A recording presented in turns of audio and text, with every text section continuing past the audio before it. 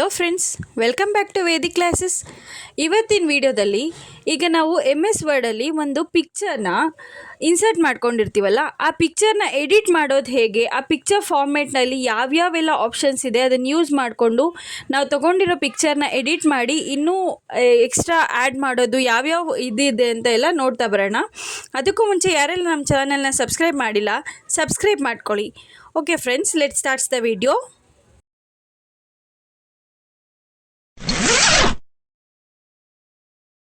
ಅಲ್ಲಿ ನಾವು ಯಾವುದಾದ್ರೂ ಒಂದು ಪಿಕ್ಚರ್ ತೊಗೊಂಡಿರ್ತೀವಲ್ಲ, ಆ ಪಿಕ್ಚರ್ನ ಸೆಲೆಕ್ಟ್ ಮಾಡಿಕೊಂಡು ಅದನ್ನು ಎಡಿಟ್ ಮಾಡೋದು ಹೇಗೆ ಅಂತ ತೋರಿಸ್ತೀನಿ. ಈಗ ನೋಡಿ, ಇನ್ಸರ್ಟ್ ಟ್ಯಾಬಲ್ಲಿ ಹೋಗಿಬಿಟ್ಟು ನಾನು ಒಂದು ಪಿಕ್ಚರ್ ತೊಗೋತೀನಿ. ಈ ಫೈಲಲ್ಲಿರೋದನ್ನ ನಿಮಿಷ ಓಪನ್ ಆಗ್ತಾಯಿದೆ. ನೋಡಿ, ನಾನು ಯಾವುದಾದ್ರೂ ಒಂದು ಸೆಲೆಕ್ಟ್ ಮಾಡ್ಕೋಬೇಕು. ಇದ್ರ ಮೇಲೆ ಕ್ಲಿಕ್ ಮಾಡಿದ ತಕ್ಷಣ ನಮಗೆ ಇದರಲ್ಲಿ ಯಾವ್ದು ಇದೆಯಲ್ಲ ಅದು ಒಂದು ಬರುತ್ತೆ. ಯಾವುದಾದ್ರೂ ಒಂದು ಪಿಕ್ಚರ್ ತೊಗೋತೀನಿ ನಾನು ಇವಾಗ. ಇಲ್ಲ, ಸ್ಕ್ರೀನ್ಶಾಟ್ಸ್ ಇದೆ ನನ್ನ ಹತ್ರ. ಓಕೆ, ಯಾವುದೋ ಒಂದು ಪಿಕ್ಚರ್ನ ಇನ್ಸರ್ಟ್ ಮಾಡ್ಕೋತೀನಿ ನಾನು. ಇದನ್ನು ಎಡಿಟ್ ಮಾಡೋದು ಹೇಗೆ ಅಂದರೆ, ಇದ್ರ ಮೇಲೆ ಕ್ಲಿಕ್ ಮಾಡ್ಕೊಂಡಿದ್ದ ತಕ್ಷಣ ಇಲ್ಲಿ ಪಿಕ್ಚರ್ ಫಾರ್ಮೇಟ್ ಅಂತ ಬಂದಿದೆ. ಈ ಪಿಕ್ಚರ್ ಫಾರ್ಮೇಟ್ ಮೇಲೆ ಕ್ಲಿಕ್ ಮಾಡಿಕೊಂಡ್ರೆ ನೀವು ಇಲ್ಲಿ ನೋಡಿ, ಫಸ್ಟಿಗೆ ಇಲ್ಲಿ ಕಾಣಿಸ್ತಾ ಇದೆಯಲ್ಲ, ಡಿಫ್ರೆಂಟ್ ಆಪ್ಷನ್ಸ್ ಆಫ್ ಎಡಿಟಿಂಗ್ ಇದೆ. ಇದರಲ್ಲಿ ನೀವು ಎಡಿಟಿಂಗ್ ಚೂಸ್ ಮಾಡಿಕೊಂಡು ನಿಮಗೆ ಯಾವ ಥರ ಬೇಕೋ ಆ ಥರ ಎಡಿಟ್ ಬ್ಲರ್ ಬೇಕಾ ಬ್ಲರ್ ಮಾಡ್ಕೋಬೋದು. ನೋಡಿ, ಇಲ್ಲಿ ಡಿಫ್ರೆಂಟ್ ಶೇಪ್ಸ್ ಕೂಡ ಇದೆ. ಈ ಥರ ಎಡಿಟಿಂಗ್ ಆಪ್ಷನ್ಸ್ ಎಲ್ಲ ನಿಮಗೆ ಕಾಣಿಸ್ತಾ ಇದೆಯಲ್ಲ, ಯಾವುದಾದ್ರೂ ಸೆಲೆಕ್ಟ್ ಮಾಡಿಕೊಂಡ್ರೆ ಆ ಥರ ಇದಾಗತ್ತೆ. ನೆಕ್ಸ್ಟು ಇಲ್ಲಿ ನೋಡಿ, ಇಲ್ಲಿ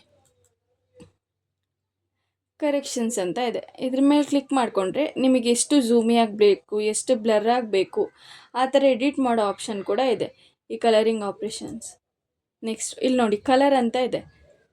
ಕಲರ್ ಕೂಡ ಚೇಂಜ್ ಮಾಡ್ಬೋದು ನೀವು. ಪಿಕ್ಚರ್ದು ಯಾವ ಕಲರಿಗೆ ಬೇಕೋ ಆ ಕಲರ್ನ ಚೇಂಜ್ ಮಾಡ್ಬೋದು.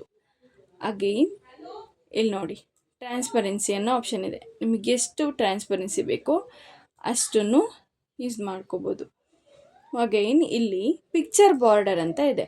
ಈ ಪಿಕ್ಚರ್ ಬಾರ್ಡರ್ ಅಂದರೆ ಇಲ್ಲಿ ಬಾರ್ಡರ್ ಹಾಕಿದ್ದೀರಲ್ಲ ನೀವು, ಇದನ್ನು ಯಾವ ಕಲರಲ್ಲಿ ಬೇಕೋ ಆ ಕಲರಲ್ಲಿ ನೀವು ಎಡಿಟ್ ಮಾಡ್ಕೋಬೇಕು. ನೋಡಿ, ಇಲ್ಲಿ ನಾನು ಆರೆಂಜ್ ಕಲರ್ ತೊಗೊಂಡಿದ್ದೀನಿ, ಹೇಗೆ ಚೇಂಜ್ ಆಯಿತು ಅಂತ.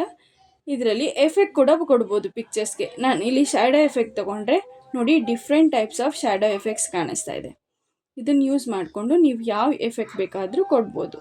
3D ರೊಟೇಷನ್ ಎಫೆಕ್ಟ್ ಕೂಡ ಇದೆ. ನೋಡಿ, ಕಾಣಿಸ್ತಾ ಇದೆಯಾ? ನಾನು ಒಂದೊಂದೇ ಸೆಲೆಕ್ಟ್ ಮಾಡ್ಕೋತಾ ಇದ್ದಂಗೆ ಪಿಕ್ಚರ್ ಹೇಗೆ ಚೇಂಜ್ ಆಗ್ತಿದೆ ಅಂತ ಕಾಣಿಸ್ತಾ ಇದೆ ಅಲ್ವಾ ನಿಮಗೆ? ಈ ಥರ ಪಿಕ್ಚರ್ ಎಡಿಟಿಂಗ್ ಕೂಡ ಮಾಡ್ಕೋಬೋದು. One more option. ಇದರಲ್ಲಿ ಏನು ಆಪ್ಷನ್ ಇದೆ ಗೊತ್ತಾ? ಪಿಕ್ಚರ್ ಫಾರ್ಮೇಟಲ್ಲಿ ಈಗ ನಾವು ಈ ಪಿಕ್ಚರ್ನ ಮೂವ್ ಮಾಡಬೇಕು. ನೋಡಿ, ಮೂವ್ ಆಗ್ತಾ ಇಲ್ಲ. ಇದಕ್ಕೊಂದು ಆಪ್ಷನ್ ಇದೆ. ಇಲ್ಲಿ ನೋಡಿ, ಇಲ್ಲಿ ಟೆಕ್ಸ್ಟ್ ರ್ಯಾಪ್ ಅಂತ ಇದೆ, ಕಾಣಿಸ್ತಾ ಇದೆಯಾ?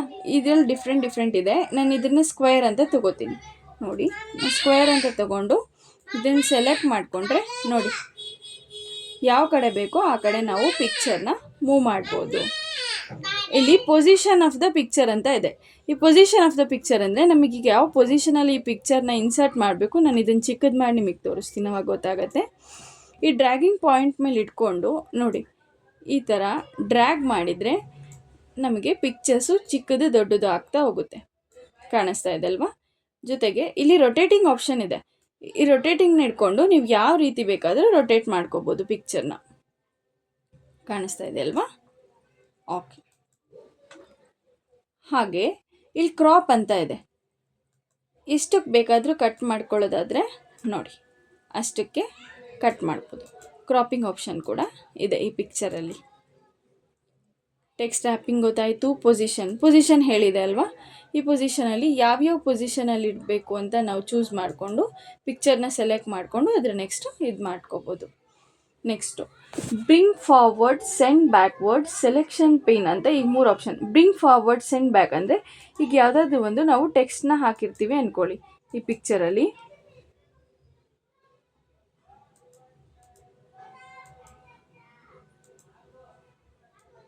ಓಕೆನಾ? 1 ಮಿನಿಟ್. ಇದನ್ನು ಮಾಡ್ಕೋಬೋದು. ಪೊಸಿಷನ್ ಗೊತ್ತಾಯಿತು, ಟೆಕ್ಸ್ಟ್ ರ್ಯಾಪಿಂಗ್ ಗೊತ್ತಾಯಿತು. ಅಗೇನ್ ಈ ಬ್ರಿಂಗ್ ಫಾರ್ವರ್ಡ್, ಸೆಂಡ್ ಬ್ಯಾಕ್ವರ್ಡ್ ಅಂದರೆ ಏನು ಗೊತ್ತಾ? ಆಪ್ಷನ್ಸು. ಇದು ಯಾವುದಾದ್ರೂ ಈ ಪಿಕ್ಚರ್ ಒಳಗೆ ಯಾವುದಾದ್ರೂ ಟೆಕ್ಸ್ಟ್ನ ಹಾಕಿರ್ತೀವಿ ಅಂದ್ಕೊಳ್ಳಿ. ಯಾವುದಾದ್ರೂ ಟೆಕ್ಸ್ಟ್ ಹಾಕಿದ್ನ ಇದನ್ನು ಈ ಪಿಕ್ಚರ್ ಹಿಂದೆ ಬೇಕು ಅಂದರೆ ಈ ಬ್ರಿಂಗ್ ಫಾರ್ವರ್ಡ್, ಸೆಂಡ್ ಬ್ಯಾಕ್ವರ್ಡ್ ಅನ್ನೋ ಆಪ್ಷನ್ಸ್ನ ಯೂಸ್ ಮಾಡ್ಕೋಬೋದು. Again picture alignments. ಈಗ ನಾವು MS ವರ್ಡ್ ಹೋಮ್ ಟ್ಯಾಬಲ್ಲಿ ಟೆಕ್ಸ್ಟ್ನ ಅಲೈನ್ಮೆಂಟ್ ಮಾಡ್ತೀವಲ್ಲ, ಹಾಗೆ ಇಲ್ಲಿ ಪಿಕ್ಚರ್ ಕೂಡ ಅಲೈನ್ ಮಾಡ್ಬೋದು. ಇಲ್ಲಿ ನೋಡಿ, align left, align centre, align right. ಈಗ ನಾನು ಸೆಂಟರ್ ಅಲೈನ್ಮೆಂಟ್ ಕೊಟ್ಟೆ ಅಂದರೆ ಸೆಂಟರಿಗೆ ಬಂದು ಕರೆಕ್ಟಾಗಿ ಅಲೈನ್ ಆಗುತ್ತೆ. ಲೆಫ್ಟಲ್ಲಿ ಅಲೈನ್ ಕೊಟ್ಟರೆ ಲೆಫ್ಟಲ್ಲಿ ಕಾಣಿಸ್ತಾ ಇದೆಯಾ, ರೈಟಲ್ಲಿ ಅಲೈನ್ ಕೊಟ್ಟರೆ ರೈಟಲ್ಲಿ. ಹೀಗೆ ಸುಮಾರು ಆಪ್ಷನ್ಸ್ ಇದೆ. ಯಾವ್ದು ಬೇಕೋ ಅದನ್ನು ಚೂಸ್ ಮಾಡ್ಕೊಂಡು ಮಾಡ್ಕೋಬೋದು. ಜೊತೆಗೆ ರೊಟೇಟಿಂಗ್ ಆಪ್ಷನ್ ಕೂಡ ಇದೆ ನೋಡಿ, ಕಾಣಿಸ್ತಾ ಇದೆಯಲ್ಲ. ರೊಟೇಟ್ ಮಾಡಿಕೊಡ್ತಾ ಇದ್ದರೆ ಹೇಗೆ ರೊಟೇಟ್ ಮಾಡ್ಕೋತೀವೋ ಆ ಥರ ಆಗುತ್ತೆ. ನಾವು ಮಾಡಿರೋ ಈ ವಿಡಿಯೋ ನಿಮಗೆ ಇಷ್ಟ ಆಯಿತು ಅಂದರೆ ಲೈಕ್ ಮಾಡಿ, ಶೇರ್ ಮಾಡಿ, ಹಾಗೆ ಕಮೆಂಟ್ ಮಾಡಿ.